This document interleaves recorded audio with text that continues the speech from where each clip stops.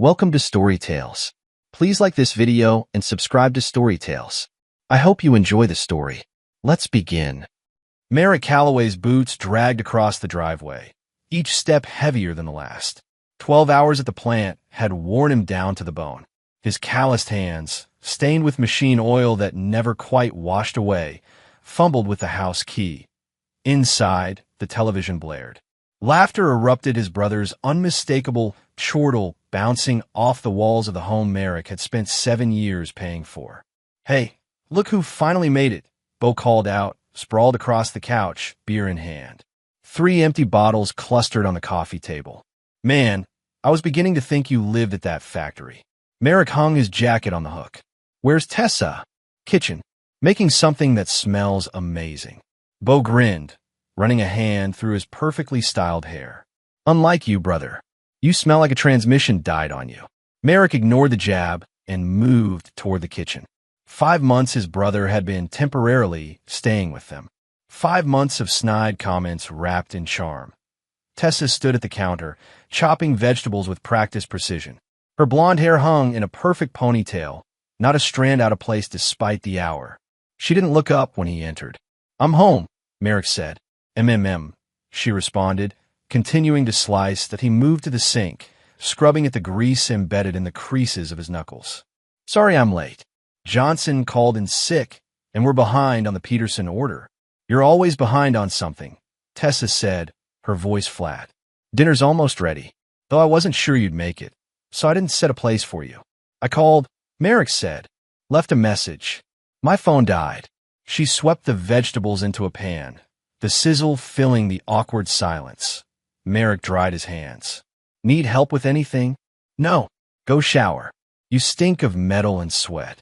He stood there a moment longer, waiting for something, a look, a smile, any acknowledgement. None came. "Right," he said finally. As he turned to leave, Bo appeared in the doorway. "Hey sis, need an extra hand?"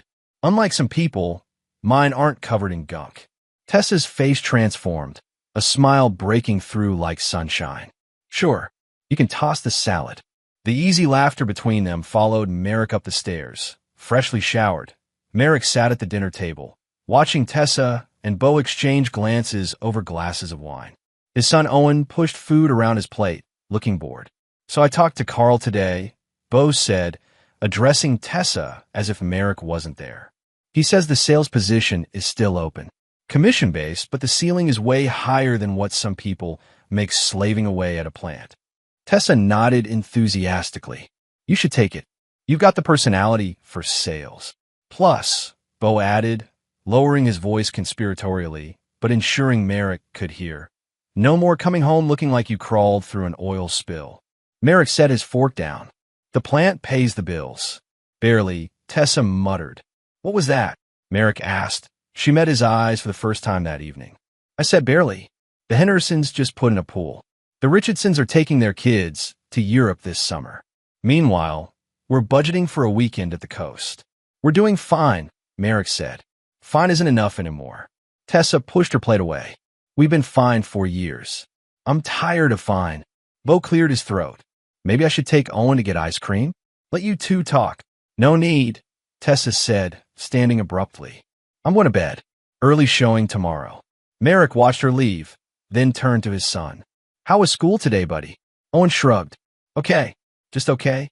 Nothing exciting happened." "Ms. Peterson said my drawing was good." Owen offered a small smile. Bo laughed. "Kid's got talent. Must get it from his mom's side. Callaways aren't known for their artistic abilities." He winked at Owen. "Your dad can barely draw a straight line with a ruler." Owen giggled, and something in Merrick's chest tightened. After putting Owen to bed, Merrick found Tessa in their bedroom, already under the covers, scrolling through her phone. He sat on the edge of the bed. "Want to talk about what's bothering you?" he asked. "Nothing's bothering me," she replied without looking up. "Something's been off for months, Tessa." She set her phone down with a sigh. "You really want to know?" Merrick nodded. "I'm bored, Merrick. I'm bored of this house, this town, this life. I'm bored of clipping coupons and saying no to vacations. I'm bored of watching you come home exhausted every night with nothing to show for it. I provide for us. You survive for us. There's a difference." She turned away from him. I married you because I thought you had ambition. But you're content being a cog in someone else's machine. That's not fair. Life isn't fair, she snapped. You think I enjoy showing the same 3-bedroom ranches to people who can actually afford them while we're stuck in the starter home? You think I like watching other women update their kitchens while I'm still cooking on appliances from the last decade? Merrick stood, anger rising. I work my ass off. And what do you have to show for it? Tessa sat up now, her face flushed. Your brother shows more drive in his pinky finger than you do in your entire body. Bo, are you serious? He's been unemployed for 5 months. At least he has plans, goals, dreams bigger than the next paycheck. She lay back down, pulling the covers tight. Don't come back until you're worth something. The words hung in the air like smoke, choking him. Merrick stood frozen, staring at his wife's back, searching for a response, and finding none, he grabbed his pillow and left. The couch in his own home felt foreign beneath Merrick's back. 2 weeks of sleeping there had done little to ease the tension. Tessa spoke to him only when necessary, and Bo continued his campaign of subtle digs whenever Merrick was within earshot. Saturday morning brought momentary peace. Tessa had left early for an open house. Bo was still asleep, likely nursing a hangover from whatever bar he'd closed down the night before. Merrick sipped coffee at the kitchen table when Owen wandered in, rubbing sleep from his eyes. Morning, buddy, Merrick said softly. Owen climbed onto a chair. Can we have pancakes? Absolutely. Merrick rose, gathering ingredients. It felt good to have a simple request he could fulfill that as they ate. Merrick studied his son's face. Owen had Tessa's nose, her chin. Her eyes, too, that same hazel with flecks of gold. But looking for himself in the boy's features, Merrick found nothing that it wasn't the first time he'd had the thought. But today, with the weight of Tessa's coldness pressing on him, the observation stuck like a burr. What are you looking at, Dad? Owen asked, mouthful of pancake. Merrick smiled. Just you, bud. You've got syrup all over your face. After breakfast, they built a fort in the living room, cushions and blankets, creating a castle fit for a 5-year-old king. Inside their fabric fortress, Merrick watched Owen color, the boy's tongue sticking out in concentration. He's got the Richards artistic touch. Mrs. Garvey had commented at the school art show last month. The neighbor had meant it as a compliment, but now the words repeated in Merrick's mind. The Richards had been Tessa's employers when she first started in real estate. A memory surfaced. Tessa, coming home late from office parties, smelling of expensive cologne. Her sudden interest in overtime when Jason Richards was managing the office. Dad, look. Owen held up a drawing, stick figures of their family. That's you and Mom, and Uncle Bo and me. Merrick took the paper, noting how the stick figure labeled Dad stood apart from the others, who were clustered together holding hands. The front door opened, and Bo shuffled in, looking rumpled but still somehow handsome. His eyes widened at the fort. Whoa, Command Center, he exclaimed, immediately dropping to his knees to peek inside. Hey, little man. Owen beamed. Uncle Bo, come see my drawings. Bo crawled in, the fort barely accommodating his frame. He examined Owen's artwork with exaggerated enthusiasm. This is gallery-worthy stuff.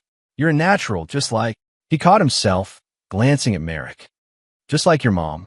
That's what Mrs. Garvey said, Owen replied. She said I have the Richards touch. Something in Bo's expression shifted, a flicker of discomfort quickly masked with a smile. Well, Mrs. Garvey talks too much. Hey, want to see a cool trick with those markers?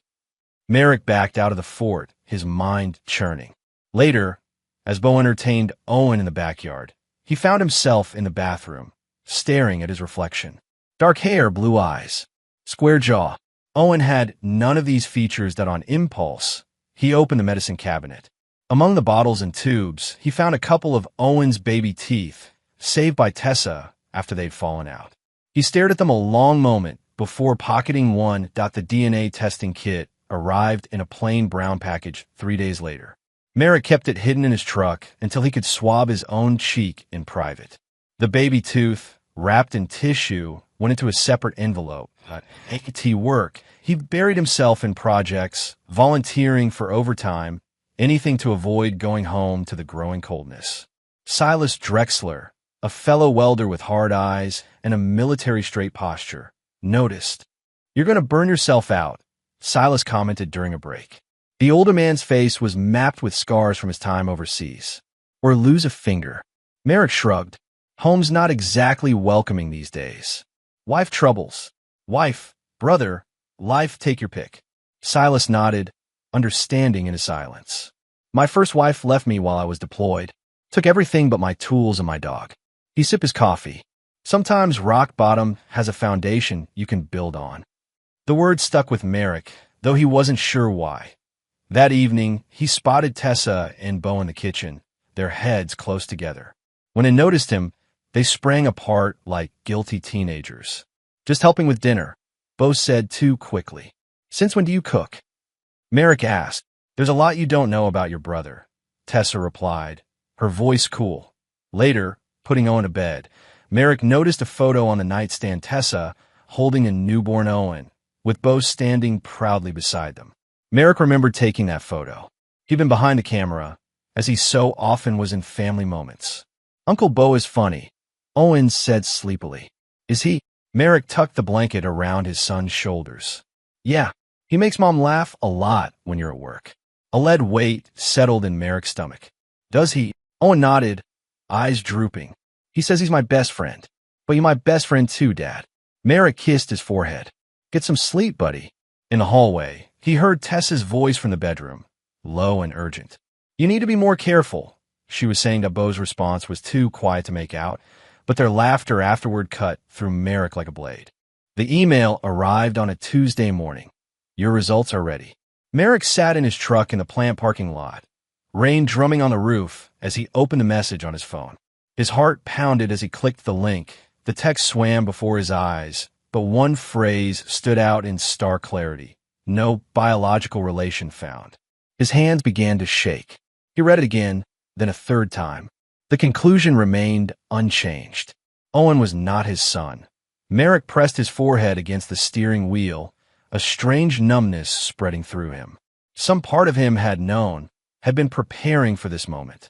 Yet the confirmation still hit like a physical blow. He called in sick for the first time in 3 years. Instead of going home, he drove aimlessly, the city blurring beyond his windshield.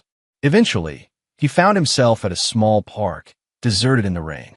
He sat on a bench, letting the cold drops soak through his jacket, and tried to make sense of his life. 0.5 years of fatherhood a lie. His marriage a sham. But who? Who had Tessa been with? Jason Richards seemed the obvious answer, but something didn't fit. The timing was wrong. Richards had moved his agency to Seattle when Owen was already on the way, which left. The thought crystallized slowly, then all at once. Bo, his own brother. The way he looked at Tessa. How comfortable Owen was with him. The guilty jumps when Merrick entered rooms. His phone buzzed. A text from Tessa. "Where are you? Your work called." He didn't reply. Another buzz. "Are you coming home tonight?" The question struck him as absurd. Home? What home? Instead of answering, he drove to a motel on the edge of town. The room was clean but Spartan: a bed, a desk, a TV he wouldn't turn on. He sat in the single chair, thinking. Confrontation would give them the upper hand. They would have excuses ready, tears prepared, accusations to counter his own.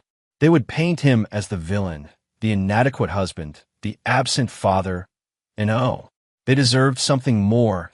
Calculating. The next morning, Merrick returned home as if nothing had changed. He kissed Tessa's cheek when she wasn't expecting it. He tousled Owen's hair. He even joked with Bo about a game on TV. "You feeling okay?" Tessa asked suspiciously. "Never better," Merrick replied with a smile that didn't reach his eyes. "Just realized some things need to change around here." Over the next week, Merrick watched. He noticed how Bo found excuses to touch Tessa when they thought he wasn't looking. He saw their whispered conversations end abruptly when he entered rooms. He observed the matching expressions of relief when he announced he'd be working late. One night, he pretended to leave but circled back, parking down the street. Through the living room window, he saw them on the couch, Tessa in Bo's lap, his hands in her hair. Owen was nowhere in sight, presumably asleep upstairs. Merrick took a photo with his phone, his hand surprisingly steady. Then he drove away, a plan forming in his mind. The next day, he approached Silas during lunch break. "You ever think about starting your own shop?" Merrick asked. Silas looked up from his sandwich. "All the time." "Why?" "I'm thinking of making some changes." "Big ones." "What kind of changes?" Merrick's voice was steady, his eyes cold. "The kind that burn bridges." Silas studied him for a long moment. "You don't strike me as the bridge-burning type.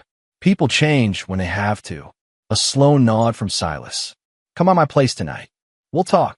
3 days later, Merrick came home with papers in hand. Tessa and Bo were in the kitchen, their conversation stopping abruptly when he entered.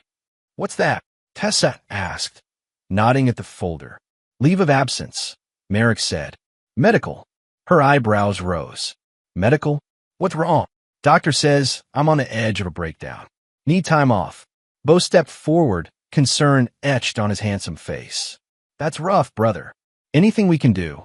The fake sympathy made Merrick's stomach turn, but he kept his expression neutral. "I need space. Going to stay with a buddy for a while, clear my head." "You can't just leave," Tessa protested, though Merrick caught the calculation in her eyes. "What about bills? What about Owen? Work's giving me partial pay. It'll cover the mortgage." As for Owen, Merrick paused, the name bitter in his mouth. "I think a little distance would be good for everyone right now." He packed a bag while Tessa watched from the doorway, arms crossed. "So that's it? You're walking out on your family?"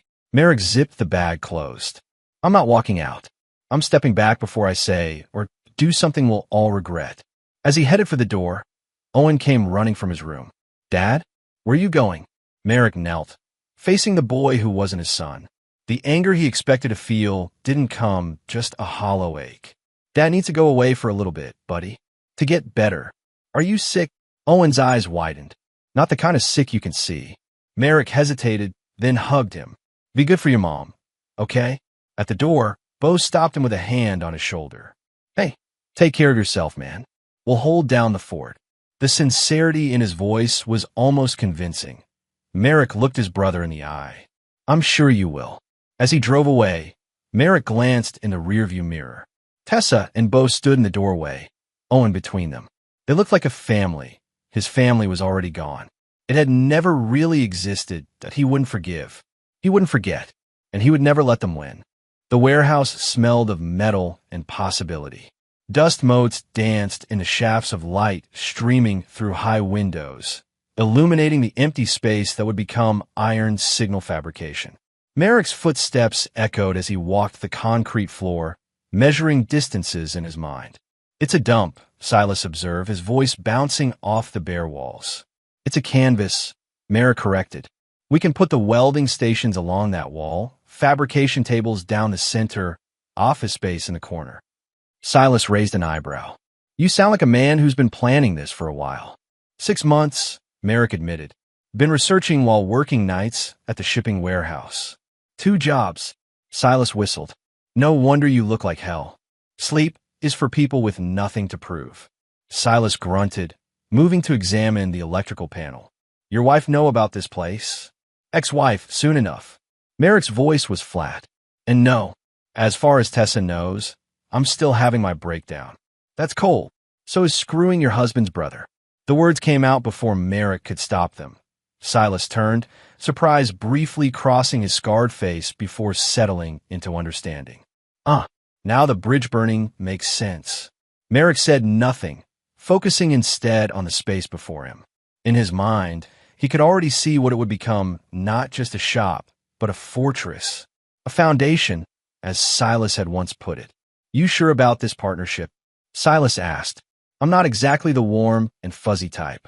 "I don't need warm and fuzzy. I need someone who knows steel and keeps their word." Silas nodded slowly. "Fair enough." He extended a hand. "To new beginnings, then." Merrick shook it, feeling the first solid thing in months. Days blurred into nights as they transformed the warehouse. Merrick moved into the small office space, setting up a cot in the corner. The arrangement saved money and kept him away from the apartment he'd rented for show, the one Tessa occasionally drove by, checking for his truck.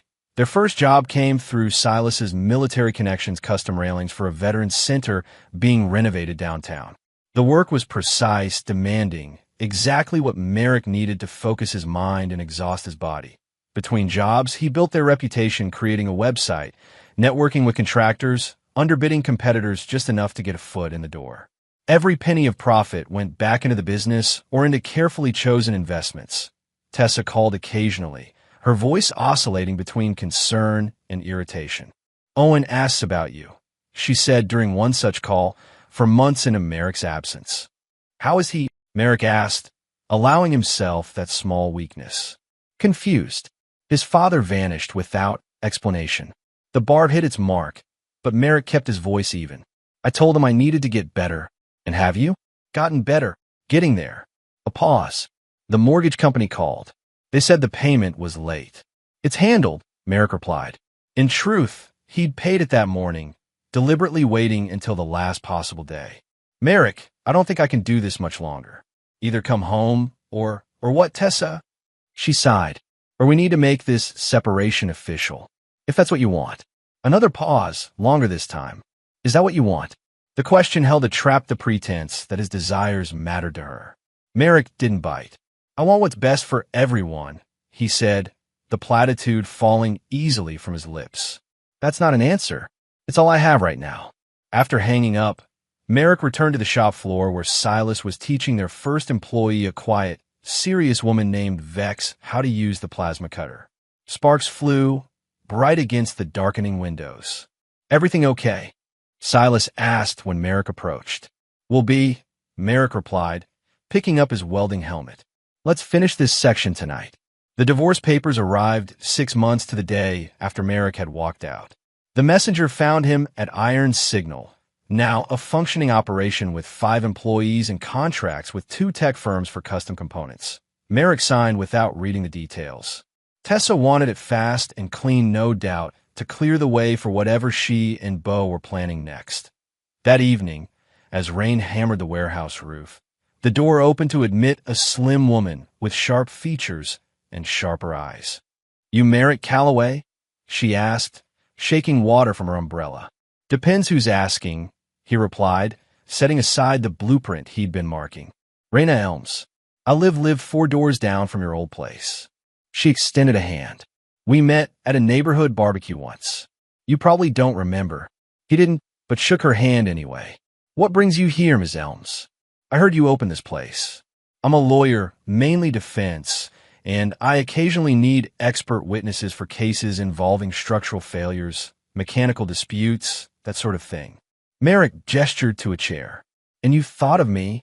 I remembered you worked in fabrication. Then I saw your new shop mentioned in a business journal." She sat, crossing long legs. "But that's not the only reason I'm here."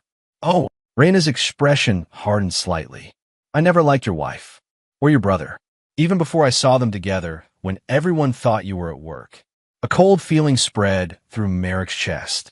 "How long?" "Years, for what I could tell. Before the boy was born, certainly." Merrick absorbed this, his suspicions confirmed by an impartial witness. "Why tell me this now?" "Because I believe in consequences," Raina said simply. "And because I've seen you around, working yourself to exhaustion, building something new while they play house with your name and your money." "Former name," Merrick corrected. "Papers came today. Congratulations. Or condolences, whichever you prefer." For the first time in months, Merrick felt the ghost of a smile. "Both, I think." Raina stood, handing him a business card. "Think about the expert witness work. And if you ever need legal advice of a more personal nature, my door is always open. Professional courtesy." Merrick studied the card. "Why would you help me?" She paused at the door, rain waiting beyond. "Let's just say I understand what it's like to be underestimated by people who should have known better." After she left, Merrick added her card to his wallet. Right behind the small reminder, he carried everywhere a photo of the DNA test results, folded and worn at the edges. The courthouse steps were slick with autumn rain. Merrick stood under the overhang, watching Tessa emerge with her lawyer. She dyed her hair darker, wore clothes more expensive than their budget had ever allowed. She spotted him and hesitated before approaching. "It's done," she said, stopping a few feet away. "Judge signed off." Merrick nodded. "Congratulations. Don't be bitter, Merrick. This is what you wanted. You checked out months ago." He studied her face, still beautiful, still able to twist his gut into knots, though not for the reasons she might think. "How's Beau?" he asked mildly. Her expression flickered. "Fine. Worried about you, actually. I'm sure." Merrick glanced at his watch. "I should get back to the shop. Goodbye, Tessa." She grabbed his arm as he turned to leave. "That's it? 10 years together, and all I get is goodbye? What did you expect? I don't know. Something. Anything." Her eyes searched his. "Owen misses you." The name sent a flare of anger through him. "Does he? He's still your son, Merrick. Whatever happened between us is over." He finished for her. "We're done, Tessa. All of us." He walked away, ignoring her calls. In his truck, he took a deep breath, hands tight on the steering wheel. Then he pulled out his phone and made a call. "Raina Elms. It's Merrick Calloway. About that legal advice. I'm ready to talk." Time accelerated. 1 year became 2, then 3. Iron Signal grew from a small fabrication shop to a respected name in industrial manufacturing. Merrick and Silas expanded into a second warehouse, then a third. They hired more welders, machinists, designers. Merrick rarely thought of Tessa or Beau, and when he did, it was with a detached sort of calculation. Through carefully cultivated business connections, he occasionally heard updates. Beau had started and failed at 3 different jobs. Tessa was still selling real estate, though her fortune seemed to rise and fall with the market. Owen remained a closed chapter, a name Merrick avoided even in his thoughts. Instead, he focused on building. During the day, he built his business. At night, he built his revenge, piece by careful piece. Raina became a regular presence, first as legal counsel, then as a friend, and eventually as something more complicated. She understood his coldness, his focus, in ways others couldn't. "You're planning something," she observed one evening over drinks in his office. Outside, the fabrication floor was silent, the workers gone home. Merrick raised an eyebrow. "What makes you say that?" "The investments, the holding companies, the property acquisitions." She sipped her whiskey. "I'm a defense attorney, Merrick. I recognize preparation when I see it. Is it illegal? Not that I can tell. Just methodical." He smiled slightly. "I like things organized. This is more than organization. This is chess." Merrick didn't deny it. "If it were hypothetically, would you want to know the end game?" Raina considered him over the rim of her glass. "I think I already do. You're buying properties in your old neighborhood, including one that, if I'm not mistaken, has a mortgage originally taken out by Tessa Calloway." His expression remained neutral.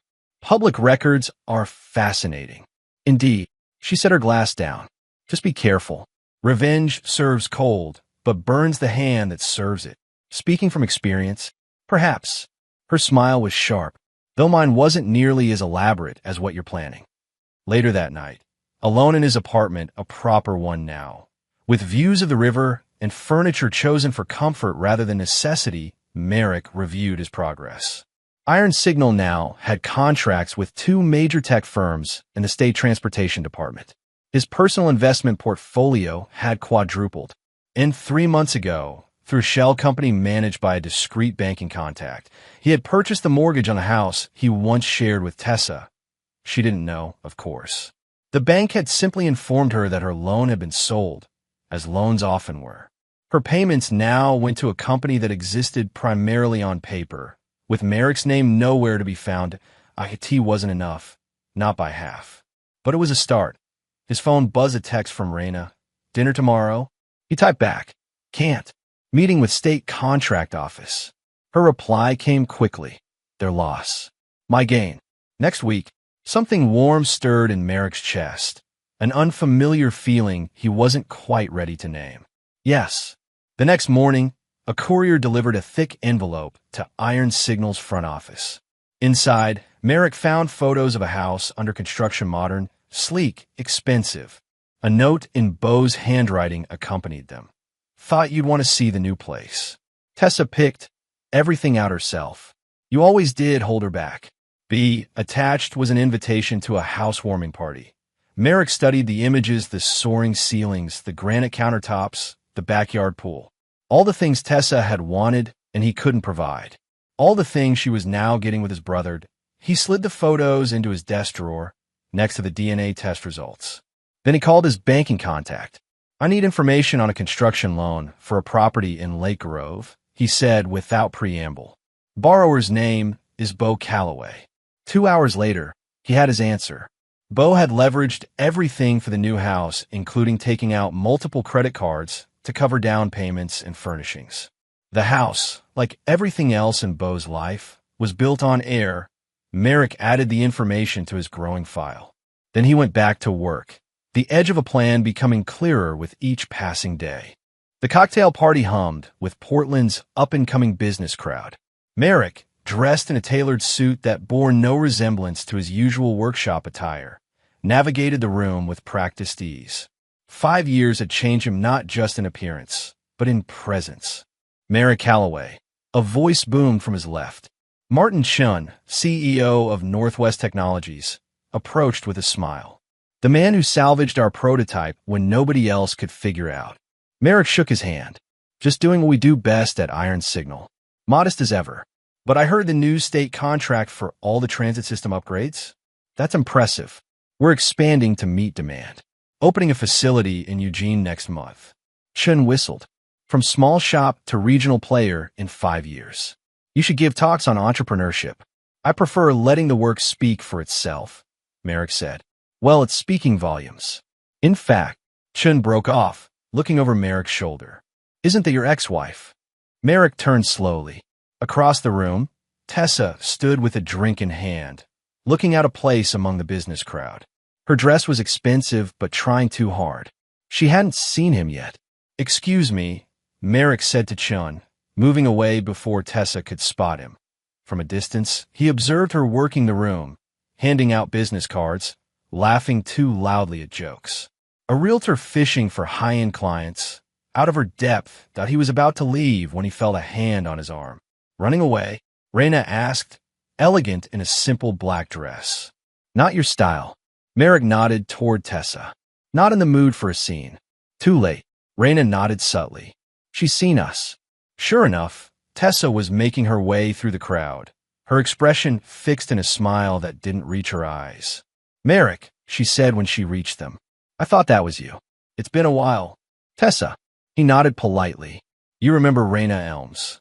Tessa's smile faltered slightly. "Of course. The lawyer from down the street." "Defense attorney," Raina corrected smoothly. "With Clark and Watkins now." "How nice." Tessa turned back to Merrick. "You look well. I barely recognized you." 5 years changes people," he replied. "Indeed." Her eyes darted between him and Raina. "Are you too?" "Colleagues," Raina supplied.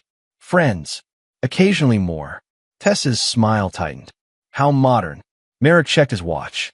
"If you'll excuse us, we have a dinner reservation." "Of course." Tessa touched his arm, her fingers lingering. "But we should catch up sometime.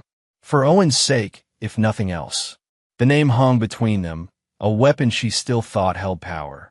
Merrick kept his expression neutral. "How is he?" he asked, more out of obligation than interest. "Struggling, honestly. School is difficult for him. And he asks about you." "Does he?" Merrick's voice held no emotion. "He's 10, Merrick. He needs a father figure. I'm sure Bo fills that role adequately." Tessa's face flushed. "Bo's been going through some things. The house has been a strain. I heard about the new place. Quite the upgrade. We had to downsize, actually," Tessa admitted. "The market turned, and with Bo between jobs, a shame." Merrick glanced at Raina. "That reservation, right?" Raina smiled at Tessa, all teeth. "Lovely catching up." As they walked away, Raina whispered, "Did you know she'd be here?" "No," Merrick said, "but I'm not surprised. She's hunting clients, and this event is full of potential buyers. She seems desperate." "She is." Merrick held the door for Raina. "Bo's credit is maxed out. The downsized house still has 2 mortgages on it, and Owen's private school tuition is 3 months behind." Raina raised an eyebrow. "You've been keeping tabs. Knowledge is leverage." In the car, as they drove toward the restaurant, Raina studied him. "You didn't react when she mentioned the boy." Merrick kept his eyes on the road. "Why would I? Most men would feel something. Anger, loss, something." "Owen was never mine," he said, the words coming easier with each passing year. The DNA test proved that. You never told Tessa about the test, did you? No. That card stays in my hand until I need it. Raina was quiet for a moment. What are you waiting for, Merrick? You've rebuilt your life. You're successful, respected. Why not just walk away completely? The question lingered as they parked and made their way into the restaurant. It wasn't until they were seated, drinks ordered, that Merrick finally answered. They took 5 years from me, he said, his voice low. 5 years of believing in a family that never existed. 5 years of working myself to exhaustion for a wife who despised me and a child who wasn't mine. He looked Raina in the eye. I want those years back. With interest. The call came 3 weeks later. Merrick was reviewing blueprints when his assistant buzzed him. There's a Bo Calloway on line 1, she said, the name clearly unfamiliar to her. Says it's urgent. Merrick stared at the phone for a long moment before picking up. This is Merrick. Brother. Bo's voice had lost some of its easy charm. Thanks for taking my call. I wasn't sure you would. What do you want, Bo? A nervous laugh. Right to business. That's always been your way. A pause. I need help, Merrick. Financial help. Why would I help you?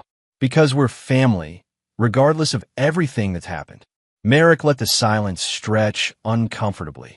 Look, Bo continued, his voice taking on a desperate edge. I know things between us are complicated, but I'm in real trouble here. The house is underwater, credit cards are maxed, and Tessa's commission checks barely cover groceries. Sounds like poor planning. It was. I admit it. I screwed up. Another pause. It's affecting Owen. Kids having problems at school. Might get kicked out if we can't make tuition. The mention of Owen still triggered nothing in Merrick. Why should I care? Because he's your son, for God's sake. Is he? The question hung in the air, but Bo's silence confirmed what Merrick already knew. How long? Merrick asked, his voice level. What are you talking about? How long were you sleeping with my wife before I left? A sharp intake of breath. Merrick, man, it wasn't like that. How? Long. Silence, then. It started before the wedding. Just once we were drunk. Then nothing for years, I swear.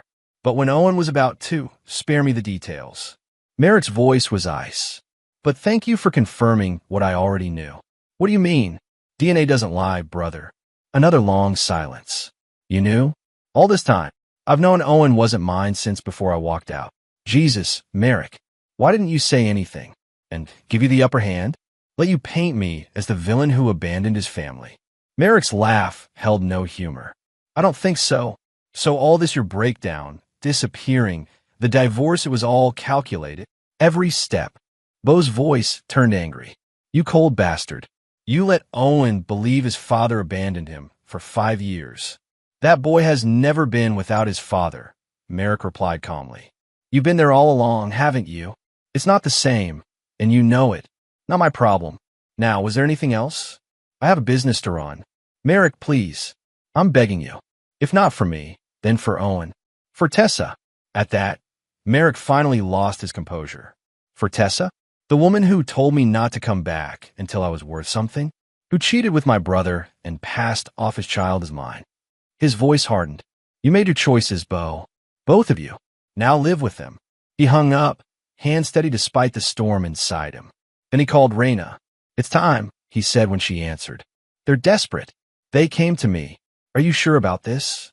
I've never been more sure of anything in my life. The credit report was damning 6 credit cards, opened in Merrick's name, all maxed out. Car loans, personal loans, even a timeshare in Mexico. All traced back to Bo, using the social security number and birth date of the brother he'd betrayed.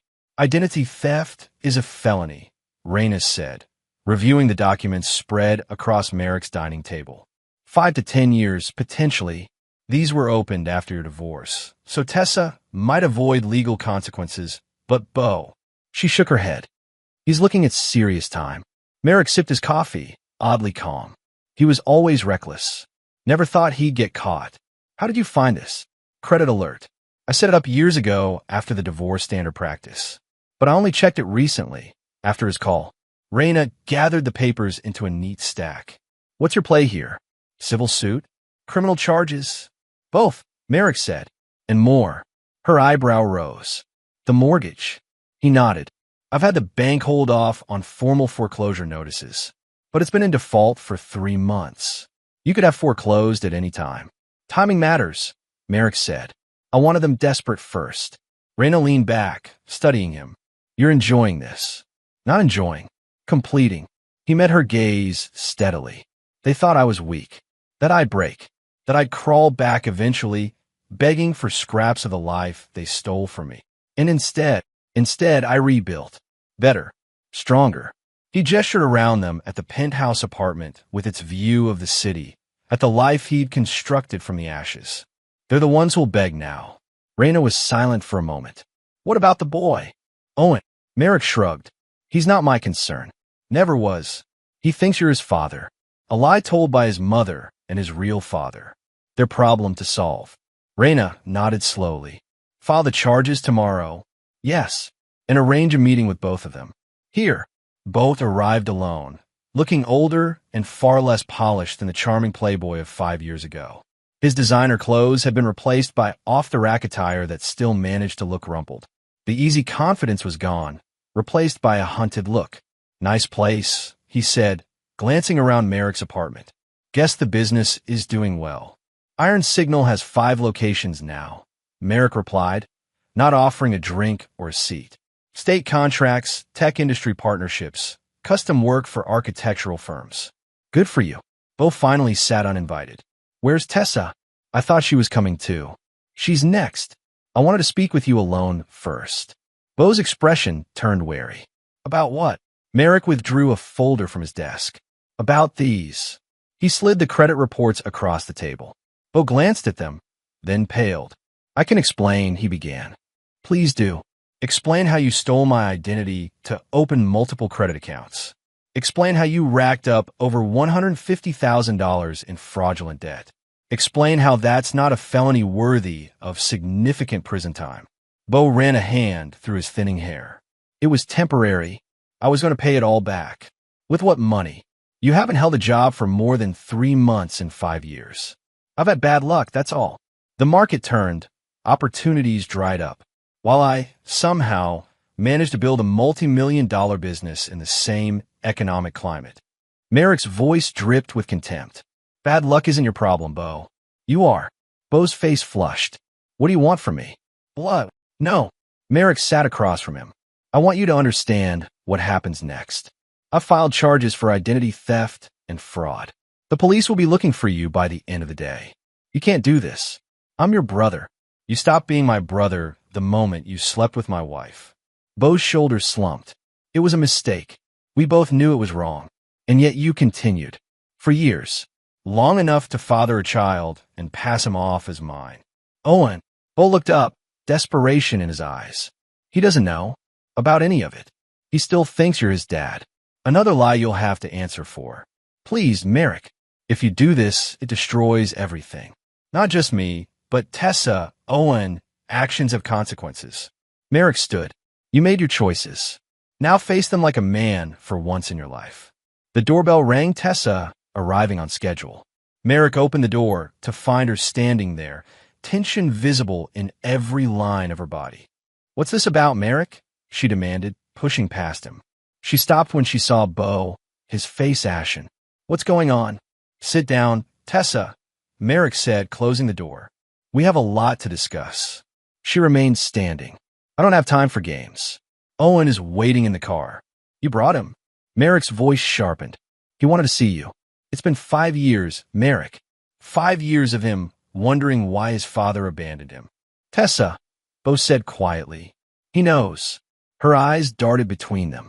Knows what? About Owen, Bo said. About us. Tessa's face went blank, then crumpled slightly before she composed herself. I don't know what you're talking about. Merrick laughed without humor. Still lying, even now? I've known for years, Tessa. I did a DNA test before I left. Her mouth opened, closed, opened again. You knew? All this time. Every day since I walked out that door. She sank into a chair. Why didn't you say anything? Why let Owen believe you were his father if you knew you weren't? I didn't tell him anything. That was your lie to maintain, not mine. So this meeting, the charges against Bo, it's all revenge? For something that happened years ago. No, Tessa. The charges are because your lover committed multiple felonies using my identity. That's justice, not revenge. She turned to Bo. What is he talking about? Bo couldn't meet her eyes. I needed money for the house, for your lifestyle. I used his information to open some accounts. Some accounts. Merrick interjected. 6 credit cards, 3 personal loans, a car loan, and a timeshare. All maxed out. All in default. Tessa stared at Bo in horror. You idiot. You absolute idiot. I was trying to give you what you wanted. Bo shouted. The house, the car, the vacations. Everything Merrick couldn't provide. I never asked you to commit crimes. No, just adultery, Merrick said calmly. Just passing off another man's child as mine. Just years of lies and manipulation. Tessa whirled on him. Is that what this is about? You built all this, she gestured around the apartment, just to destroy us. I built all this because you told me not to come back until I was worth something. Remember that, Tessa? Your exact words. Her face flushed. That was anger talking. I never meant. You meant every word. And now I'm worth quite a lot. Merrick moved to the window, looking out at the city he'd conquered. Unfortunately for you, I no longer need either of you to validate that worth. So what happens now? She asked, her voice small. Now, Bo goes to jail. You lose the house, yes. I own your mortgage half for years. And Owen learns the truth about his parentage. You can't do this, Tessa said, standing. I won't let you. Something shifted in Merrick's expression, a coldness that hadn't been there before. You don't have a choice. I came here thinking there might be a way forward, she said, moving closer. A way to make peace for Owen's sake. Owen is not my concern. He's still your son in every way that matters. No, Tessa, he's not. He never was. Merrick's voice was ice. And I buried the man who wanted you years ago. She recoiled as if slapped. Then, in a desperate move, she pressed herself against him, hands sliding up his chest. Merrick, please. We can work something out. For old time's sake. He stepped back, disgust plain on his face. Your seduction routine might work on men with no self-respect. I'm not one of them anymore. Tears welled in her eyes, real ones, for the first time. What do you want from us? Nothing. That's the point, Tessa. I want nothing from either of you. The buzzer sounded, building security, announcing the arrival of the police. Merrick pressed the intercom. Send them up. Wait, Bo said, standing. There must be something. Some way to fix this. There isn't. Tessa moved to the door. I need to get Owen. He can't see this. By all means, Merrick replied. Take him home. Enjoy it while you can. Foreclosure proceedings begin tomorrow. As Tessa fled, Bo faced his brother one last time. I'm sorry, Merrick. Truly. For everything. Sorry you did it. Or sorry you got caught. The question hung in the air as the police knocked on the door. The courtroom hummed with tension as Merrick took the stand. 6 months had passed since Bo's arrest, 6 months of legal maneuvering, of depositions and discovery, of watching his carefully laid plans unfold with mechanical precision. Raina stood at the podium, every inch the professional in her tailored suit. Mr. Calloway, please explain to the court when you first became aware of the fraudulent accounts opened in your name. Merrick leaned slightly toward the microphone. Approximately 7 months ago, I received a credit alert notification. When I investigated, I discovered multiple accounts have been opened using my social security number and other personal information. And did you authorize anyone to use your personal information to open these accounts? No, I did not. Did you benefit from any of these accounts in any way? No, I was completely unaware of their existence until the alert. Raina nodded. And how did you determine who had opened these accounts?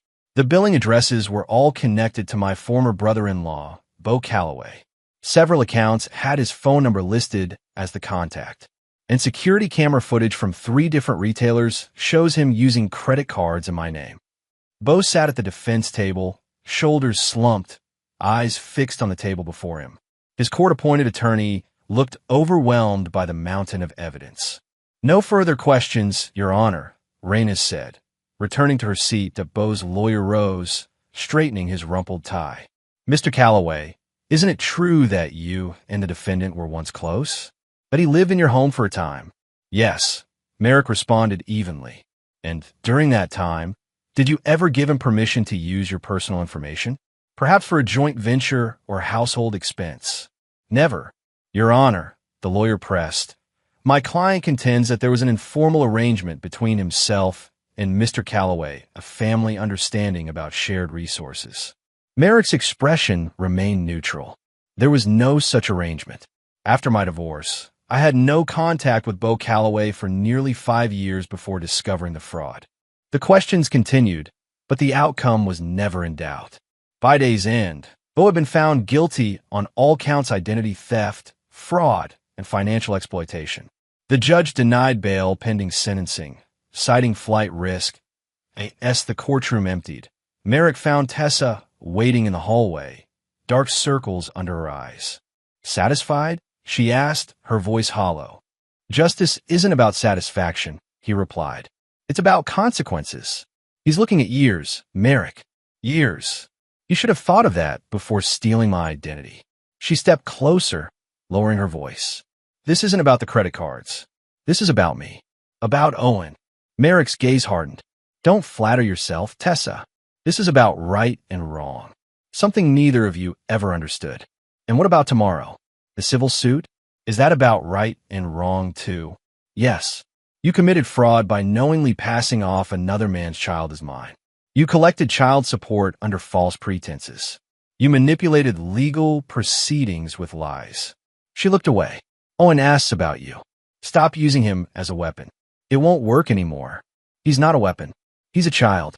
A confused, hurt child who doesn't understand why the only father he's ever known walked away and never looked back. For an instant, something flickered in Merrick's eyes, not quite regret, but recognition of the collateral damage. It passed quickly. You created that situation, not me. You tell him the truth. He deserves at least that much. Tessa's laugh was bitter. The truth? That his real father is going to prison because his mother's ex-husband orchestrated an elaborate revenge? How do I explain that to a 10-year-old? Not my problem, Merrick said, moving past her. See you in court tomorrow. The civil courtroom was smaller, less formal, but no less tense. Raina sat beside Merrick at the plaintiff's table, while Tessa and her attorney, a harried-looking woman with a stack of disorganized files, occupied the defense side. Judge Monroe, a stern woman in her 60s, reviewed the briefs before her with practiced efficiency. This is an unusual case. Counselors, I don't often see paternity fraud coupled with claims of emotional distress and financial malfeasance. Raina rose. Your Honor, the evidence will show that the defendant knowingly misrepresented paternity for financial gain. DNA testing conclusively proves my client is not the biological father of the minor child in question, despite the defendant's claims during divorce proceedings. Tessa's attorney stood. Your Honor, my client acknowledges the DNA results, but contends that she was unaware of the child's biological parentage at the time. Furthermore, Mr. Calloway acted as the child's father for 5 years, establishing a parent-child relationship that has legal standing regardless of biology. Judge Monroe peered over her glasses. Ms. Elms, your brief indicates you're not seeking custody or visitation modification. Is that correct? Yes, Your Honor, Raina confirmed. My client has no interest in establishing parental rights. In fact, he explicitly rejects any legal responsibility for the minor child, given the proven lack of biological connection and the fraud perpetrated by the defendant. The judge turned to Tessa. Mrs. Calloway, please take the stand. Under oath, Tessa presented a carefully constructed narrative, one of confusion rather than deliberate deception. She claimed uncertainty about Owen's paternity, suggested Merrick's coldness had driven her to seek comfort elsewhere, painted herself as a victim of circumstance rather than an architect of fraud. When Raina's turn for cross-examination came, her approach was surgical. Mrs. Calloway, when did your relationship with Beau Calloway begin? Tessa shifted uncomfortably. I'm not sure what you mean by relationship. Your sexual relationship, Mrs. Calloway. When did it begin? Objection. Tessa's attorney called. Relevance. Goes directly to the question of paternity fraud. Your Honor, Raina countered. The timeline is crucial. Overruled. Answer the question, Mrs. Calloway. Tessa swallowed. There were incidents. before my marriage to Merrick. But nothing serious. Incidents, Raina repeated. And after your marriage? We reconnected when Owen was about 2. Reconnected. Raina's tone made the euphemism sound obscene. And before that? During your pregnancy, perhaps? Or around the time of conception? I don't recall. Raina approached the witness stand. You don't recall who you were sleeping with when your son was conceived? Objection. Badgering the witness. Sustained. Rephrase, counselor. Raina nodded.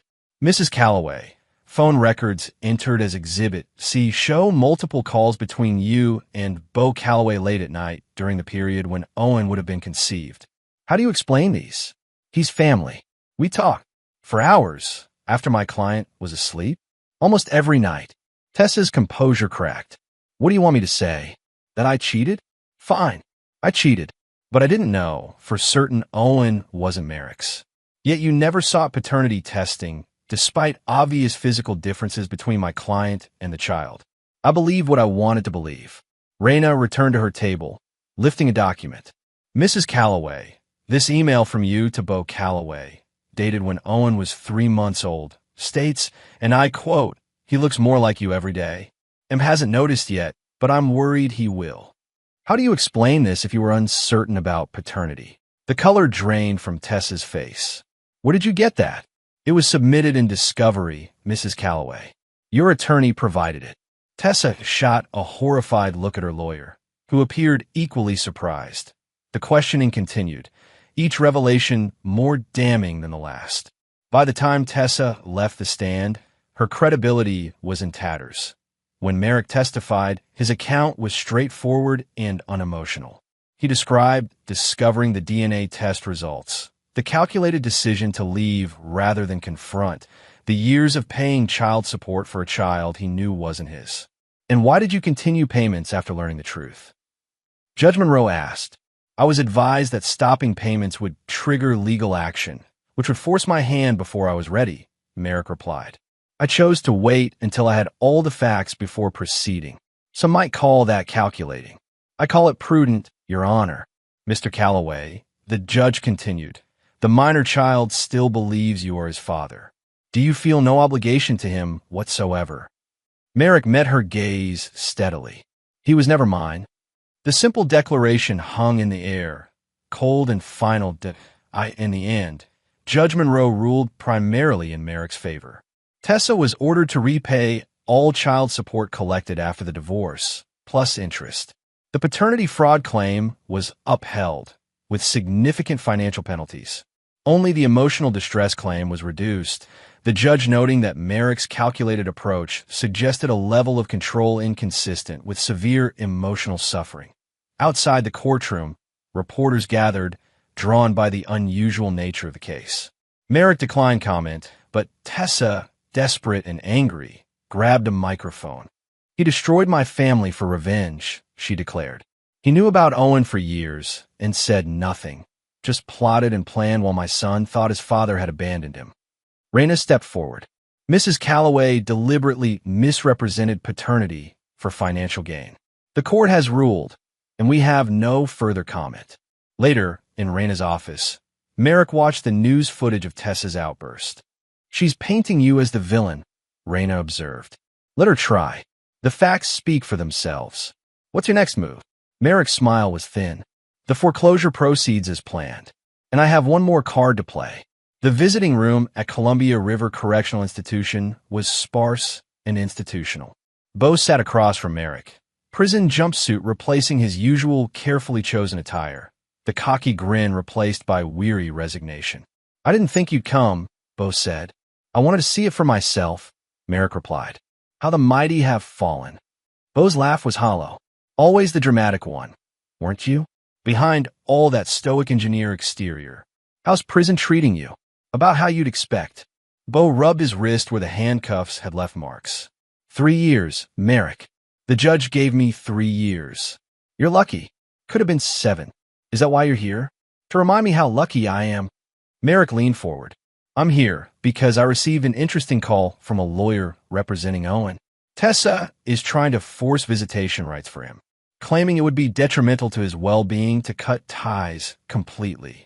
And And I'm curious why you'd allow that, knowing he's your son, not mine. Bo's eyes narrowed. What are you talking about? I haven't spoken to any lawyer. No. The petition was filed in your name as the biological father with your power of attorney. That's impossible. I never signed anything like that.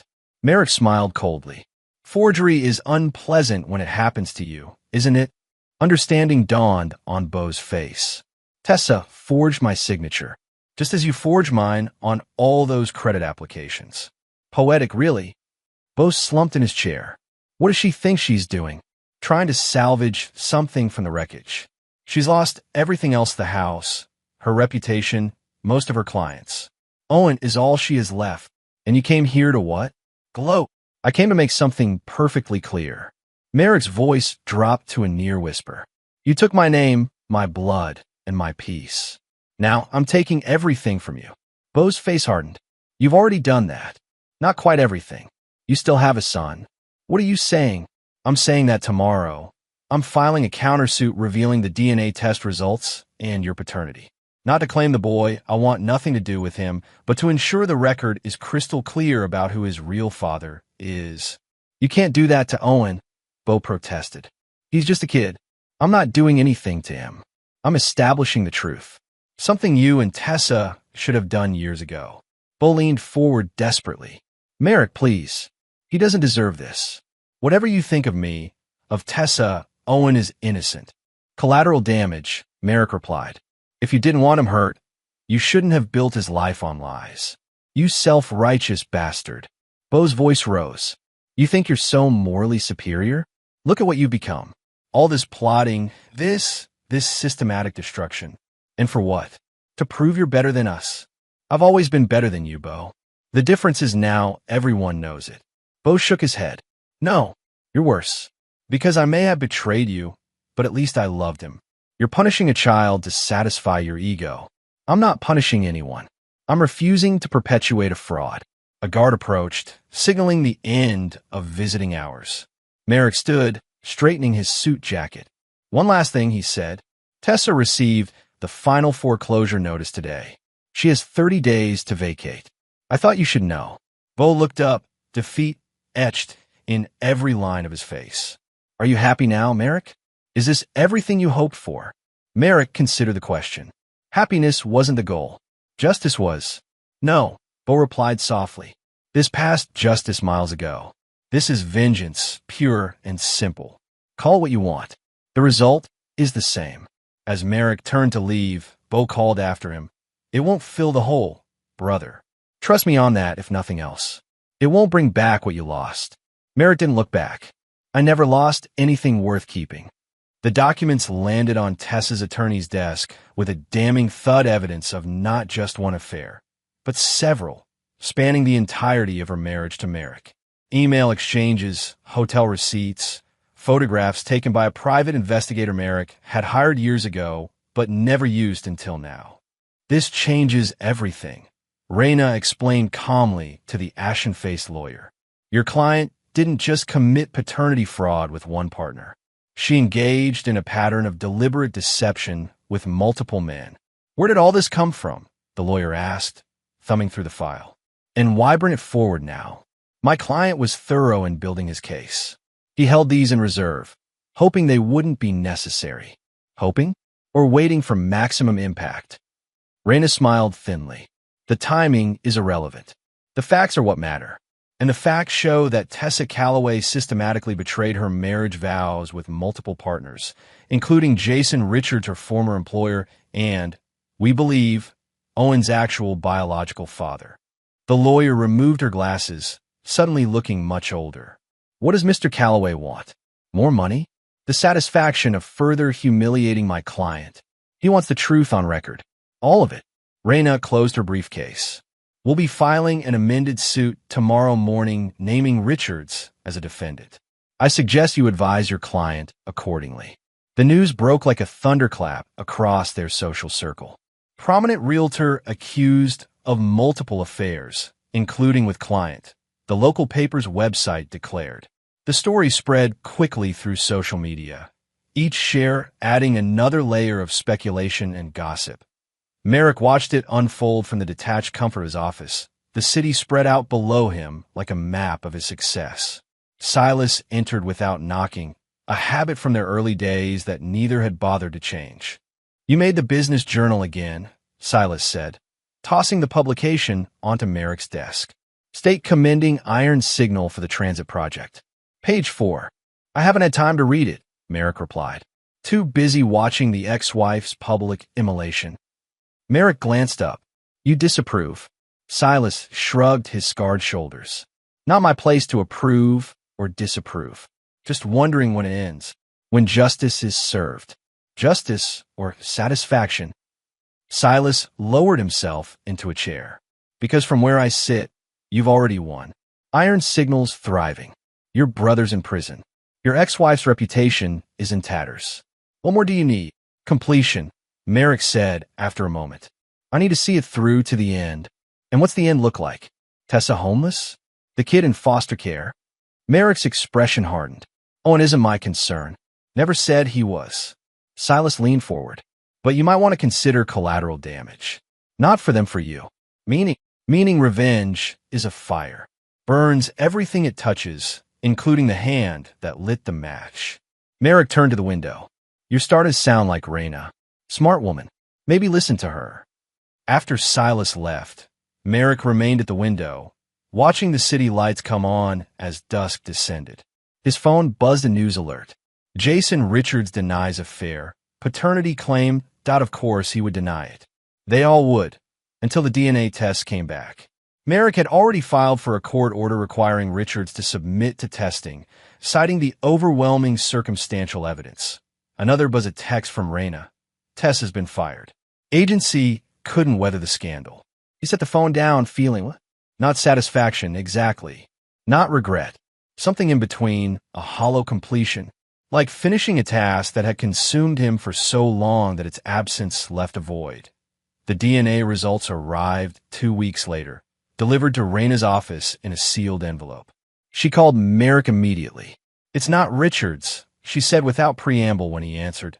Merrick froze. "What?" "The DNA test. It's conclusive. Jason Richards is not Owen's biological father." "That's impossible." "The timeline, the evidence. Science doesn't lie, Merrick. Richards isn't the father. And according to the comparative analysis, neither is Beau." The revelation hit Merrick like a physical blow. "Then who?" "We don't know. But there's more. Tessa's attorney has approached with a settlement offer." "What kind of settlement?" "Full admission of paternity fraud. Complete release of all claims against you. Public apology. In exchange, you drop the remaining civil suits and allow her to keep whatever she can salvage of her life." Merrick considered this. "And Owen?" "No mention of him in the proposal. I think she's finally accepted that you want nothing to do with him." After hanging up, Merrick sat at his desk, the city spread out before him unnoticed. The narrative he'd constructed Tessa and Beau's betrayal resulting in Owen had crumbled. The truth was messier, more complex. She had betrayed him, yes, but with whom? How many men had there been, and did it matter anymore? A strange emptiness settled over him. He'd built his revenge on a specific understanding of the past.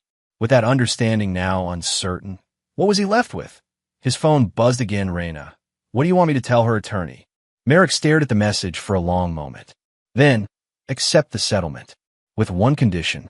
I want the full truth about Owen's parentage. All of it." Her reply came quickly. "Are you sure? Does it still matter?" Did it? Merrick wasn't certain. But some part of him needed to close the circle to understand the full scope of the deception before he could truly move beyond it.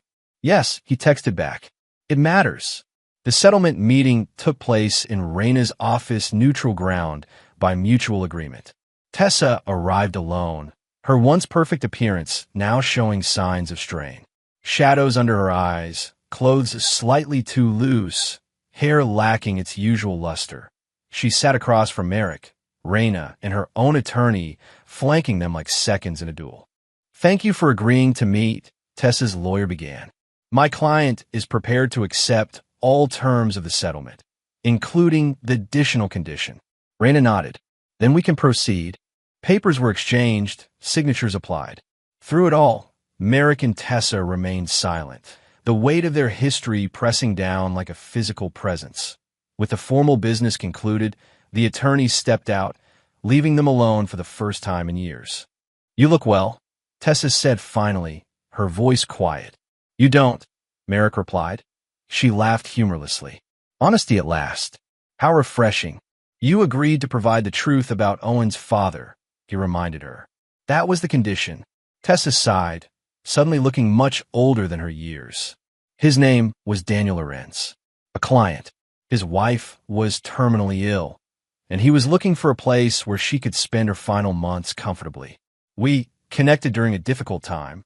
Another married man. Yes. She met his gaze unflinchingly. "I won't make excuses. I was unhappy, felt trapped in a life I never wanted. That doesn't justify what I did, but it explains it. And Bo was comfortable, familiar.